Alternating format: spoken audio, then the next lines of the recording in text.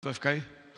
Bom, então nós temos até o momento 4.579 casos no Brasil inteiro, 159 óbitos, perfazendo 3,5% de letalidade.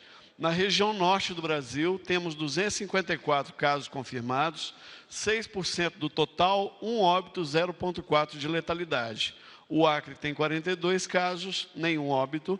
Amazonas, 151 casos confirmados, 1 óbito, 0,7% de letalidade. Amapá, 8 casos, nenhum óbito. Pará, 21 casos, nenhum óbito. Rondônia, 6 casos, nenhum óbito. Roraima, 16 casos, nenhum óbito. Tocantins, 10 casos, nenhum óbito. Região Nordeste, 790 casos no total, 17% do Brasil, 17 óbitos, 2,2% de letalidade. Alagoas, 17 casos, nenhum óbito. Bahia, 176 casos, 1 óbito, 0,6% de letalidade. Ceará, 372 casos, 5 óbitos, 1,3% de letalidade. Maranhão, 23 casos, 1 óbito, 4,3% de letalidade. Pernambuco, Paraíba, 15 casos, nenhum óbito. Pernambuco, 78 casos, 6 óbitos, 7,7% de letalidade. Piauí, 16 casos, 3 óbitos, 18,8%. Vocês podem ver que as proporções mudam bastante de acordo com a... Essa medição nessa fase, só para deixar claro para vocês, não deveria nem ser feita desse jeito. Ela deveria ser feita pelo total. Porque vamos supor que um estado tivesse 1 caso e 1 óbito. Você falaria que a letalidade era 100%? Então, ela não é tão matemática assim. Acho que eles estão colocando ali mais porque eles sabem que com o decorrer do tempo, você vai aumentar o diagnóstico. Talvez aquela letalidade de 3,5 ali... Ela é mais representativa. Ela é mais representativa. Embora eu ache que, testando, aquele 4.579 ali vai subir. Vocês viram para quantos casos foi os Estados Unidos, quando ele jogou teste lá dentro? 111 mil casos. 111 mil casos, não foi? Você imagina a China com 1 bilhão e 500 milhões de pessoas, a China falar que só teve 80 mil casos? Quer dizer... Possivelmente, ministro, a letalidade real vai estar aqui em torno de 0,5%, 1%. No futuro, quando nós tivermos mais testes, então só falando das regiões globais, 2.507 na região sudeste, 55%, 132 óbitos, 5,3%, centro-oeste, 435, 9%, 2 óbitos, 0,5%, sul, 593, 13%, 7 óbitos, 1,2%. Todos esses dados estarão lá no nosso painel. Pode passar o próximo, Renato. O que dá, na evolução, 323 casos novos, de ontem para hoje, é 8% do total acumulado até ontem, ou seja, 323 sobre 4.256, 11% de incremento. Nos óbitos, nós temos 23 óbitos confirmados nas últimas 24 horas, 17% de incremento em relação ao total até o dia anterior, pode passar. E aqui o coeficiente de incidência, que é a proporção em relação à população. Então, nós temos o coeficiente de incidência mais elevado em Brasília, por causa do tamanho da população. A incidência global do Brasil dá 2,2 por 100 mil habitantes. Então, nós temos aqui todos os estados e as regiões mais afetadas, Sudeste, Centro-Oeste, Sul, Nordeste e Norte. Pode passar? Muita atenção aqui naquele quadro, porque a gente vai ter que trabalhar com muita inteligência, porque nós não imaginamos com um país com tanta diferença, se vocês olharem aquele gráfico ali, nós não deveremos ter uma epidemia, a gente espera não ter uma epidemia, ao mesmo tempo em todos os estados da federação. A gente entende hoje os maiores riscos: São Paulo, Rio, nesse momento, Ceará. Quem que você está vendo aí? Ceará aqui, Rio de Janeiro, São Paulo aqui. E o Distrito Federal, ele tem uma característica toda ímpar, né?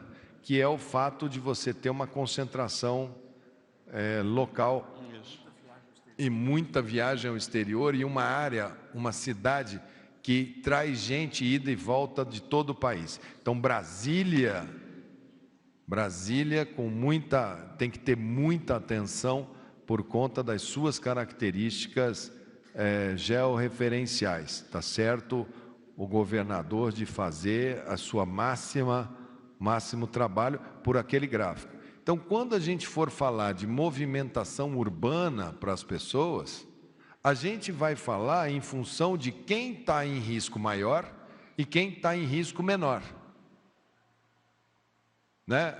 Aqui em Brasília, os casos ainda não chegaram no entorno, não chegaram nas cidades satélites. A grande maioria dos casos de Brasília está no plano piloto e no Lago Sul. Então, muita atenção quando a gente fala em movimentar os planos piloto e as cidades satélites, porque Brasília, o sistema de saúde dela, nos anos, não foi devidamente estruturado para atender essa quantidade de gente que ela atende regularmente, que vem de todo lugar do país. Ela já vem com um sistema sobreutilizado e, além em cima disso, pegar uma onda, né? Pode ter muita dificuldade para atender. E é bem interessante esse dado, ministro, porque similarmente acontece a mesma coisa na Europa.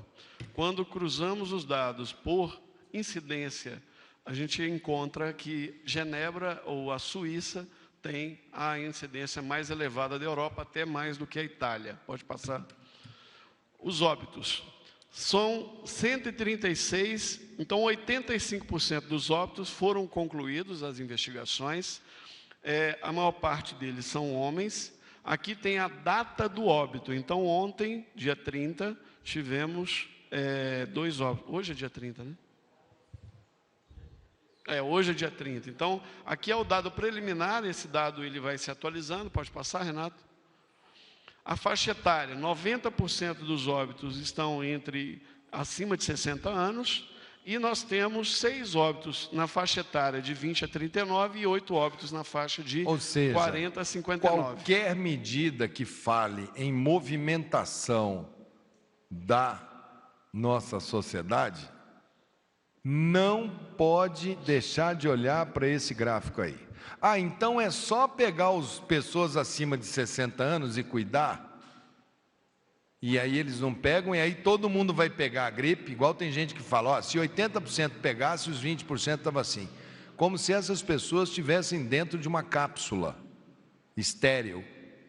Essas pessoas moram com vocês, essas pessoas têm netos, filhos, trabalham, pegam ônibus, são ambulantes. São eles que vão ser os próprios ambulantes que a gente quer acelerar e cuidar da economia informal, podem ser a maior vítima, porque olha lá, 90% acima de 60, quase todos hipertensos e diabéticos e doença crônica. Não é isso? Exatamente, 85% de todos os óbitos apresenta pelo menos um fator de risco. Ou seja, ainda tem 15% que não tem nenhum fator de risco relacionado. Vamos lá. Próximo. Hospitalizações. No sistema de monitoramento de hospitalizações, nós temos, ao longo do ano, deste ano, 16.879 hospitalizações. Desde a semana epidemiológica 8, passamos a identificar o coronavírus entre os casos internados pela rede. Só para dizer para vocês, 16